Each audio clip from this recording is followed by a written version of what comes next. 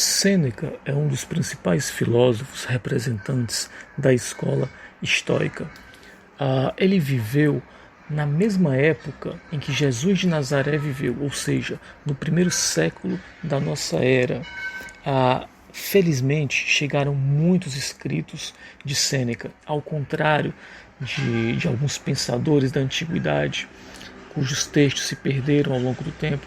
Chegou até os nossos dias, chegaram muitos textos de Sêneca, e alguns desses textos são as chamadas cartas ou epístolas de Sêneca. São mais de 100 cartas.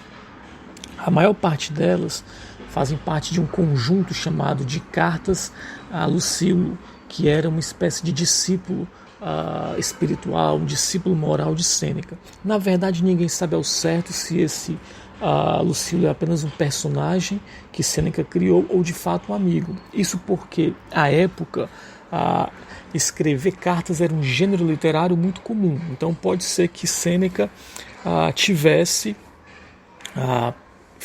preferido criar esse personagem mais para se adequar a esse estilo. Aliás, uma das vantagens de ler Sêneca é entrar em contato com tradições literárias que já não são tão comuns no século XXI, como, por exemplo, a correspondência, a epístola. Além do que, Sêneca faz um desenvolvimento moral, um desenvolvimento espiritual, algo que para os nossos dias poderia ser chamado de desenvolvimento pessoal, ou com muitas ressalvas até de autoajuda, que ao mesmo tempo que é muito atual, traz também algumas perspectivas muito peculiares, muito realmente atípicas da época de Sêneca. E nesse podcast de hoje eu vou aqui ler alguns dos trechos, os meus trechos preferidos das cartas de Sêneca sobre a morte.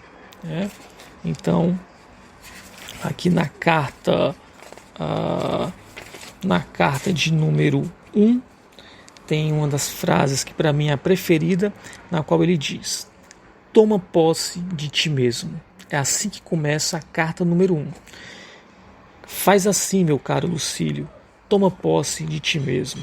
Ora, essa frase resume bem a essência do estoicismo. O estoicismo ele é uma filosofia que prega que nós devamos ser senhores de nós mesmos, não nos deixando abalar, não nos deixando inquietar, escravizar por ansiedades, preocupações. Então, tomar posse de si mesmo é desenvolver a sabedoria.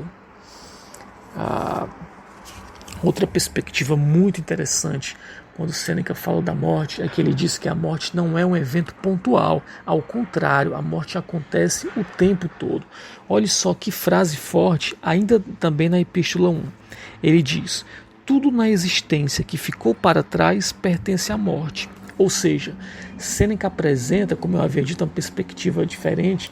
Ele vai dizer: ora, o que passou ontem já pertence à morte, nós morremos ontem.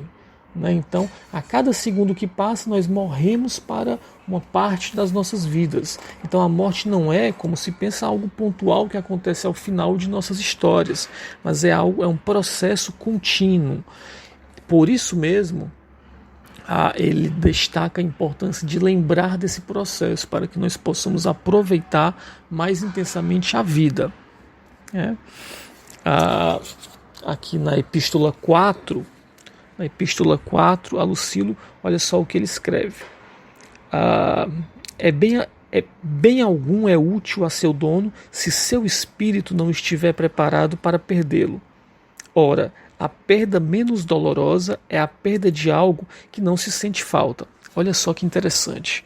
Bem algum é útil a seu dono se seu espírito não estiver preparado para perdê-lo. Ora, a perda menos dolorosa é a perda de algo que não se sente falta. Então aqui Sêneca fala daquilo que eu havia comentado há pouco. Então, preparar-se para a morte, ter consciência que a morte é um processo contínuo, nos habilita não apenas a viver mais intensamente, mas também a não sofrer com a morte, no sentido de estarmos apegados à vida de uma forma, eu diria, para usar o vocabulário de Sêneca, de uma forma perturbadora. Então, seguindo aqui, são muitos os trechos. Uma das características de Sêneca é que ele tem esse estilo discursivo muito persuasivo. Ele utiliza argumentações, imagens, ilustrações, metáforas realmente muito bonitas e muito impactantes, inclusive porque ele acreditava que essa é uma forma de desenvolvimento moral, na medida o que ele chamava de desenvolvimento persuasivo. Então é possível, por meio da persuasão, você colaborar para o desenvolvimento da sabedoria, tanto da persuasão como também da ilustração. Por isso que Sêneca gosta muito de citar pessoas, de citar personagens nobres, ilustres, edificantes, porque ele acreditava que por meio da ilustração de pessoas e de fatos edificantes é possível também promover a edificação moral das pessoas. Olha só esse outro trecho que ele fala ainda no sentido da preparação para a morte. Ele vai dizer: ao irmos dormir, alegres e contentes, devemos dizer: vivi e cumpri o percurso que a fortuna havia traçado. Qualquer um que disse eu vivi, levanta-se diariamente no lucro. Então, reforçando aquela perspectiva que eu já havia comentado. Vamos ver aqui outro. Vejamos esse trecho aqui na Epístola 23, parágrafo 6. Caríssimo Lucílio, eu te peço, faz a única coisa que pode garantir a tua felicidade. Extirpa e esmaga essas coisas de esplendor extrínseco que te são prometidas por outra pessoa ou que dependem de outra. Mira no verdadeiro bem e rejubila-te contigo. Ora, o que é esse contigo? Tu mesmo e a melhor parte de ti.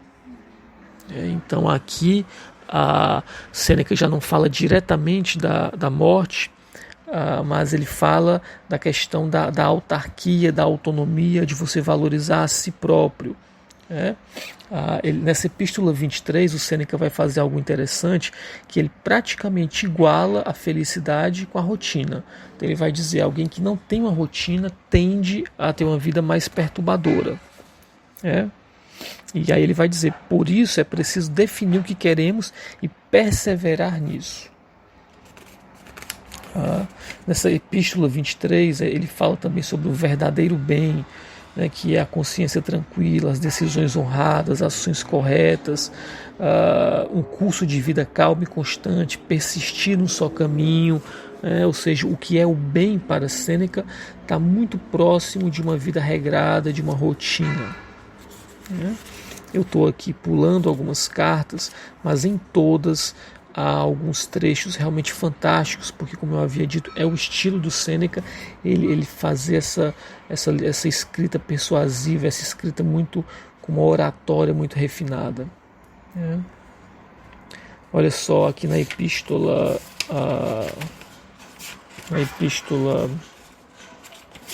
24, ele vai dizer assim, parágrafo 11: a tal ponto não é preciso temer a morte, que ela traz o benefício que não se tema nada.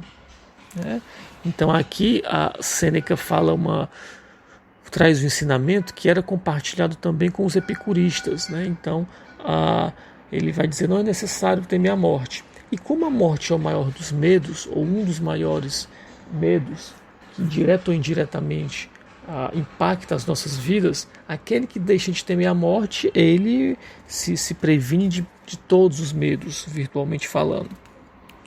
E muitas pessoas temem a forma de morrer. Sobre isso, Sêneca diz uma ideia que é mais ou menos comum na antiguidade, grega, e romana também.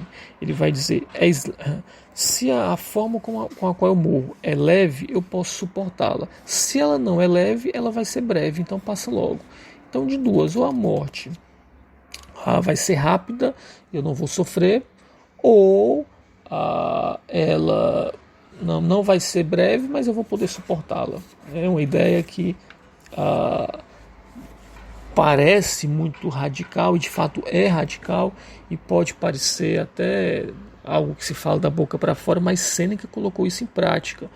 O Sêneca, ele era conselheiro do imperador romano Nero, e Nero ordenou que Sêneca suicidasse, e Sêneca se suicidou, de fato, e sem reclamar, cortou o pulso e ficou em uma banheira.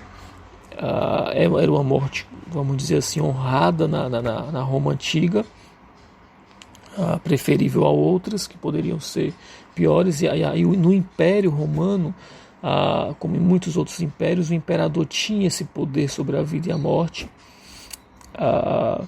Então Sêneca falava sobre a morte de uma forma muito radical, mas ele colocou isso à prova, e ele fez da sua própria vida um exemplo do que ele pensava, um exemplo de coerência. Vamos ver aqui mais alguma carta. Carta 26. Olha só o que ele fala na carta 26, parágrafo 10. Quem aprendeu a morrer, desaprendeu a servir, está acima de toda autoridade, pelo menos fora do alcance dela. Então, em todas as cartas, ele tem alguma frase, tem alguma máxima realmente de Sêneca. Eu vou finalizar aqui com uma frase da carta. O Sêneca tem várias dele que são muito contemporâneos também com os movimentos da bioética, né, daqui do século XXI. Olha só uma frase que eu acho daqui na Epístola 61, no parágrafo 4, que ele diz: devemos nos preparar mais para a morte do que para a vida. É suficiente o que a vida nos oferece, mas ficamos ávidos por suas dádivas. Parece que nos falta algo e vai parecer sempre. Não são nem anos nem dias que garantem termos vivido o suficiente, mas nosso espírito viveu o suficiente, caríssimo Lucílio. Essa frase aqui com a qual eu termino, ela expressa várias ideias muito importantes para Sêneca. Uma primeira é que, assim, nessas cartas aqui, esse livro que eu estava lendo é um livro da editora Vozes, o título é Edificar-se para a Morte, na qual são reunidas 29 cartas daquele conjunto que eu havia dito, né? Então o Sêneca escreve mais de 100 cartas, só a Lucílio são mais de 100.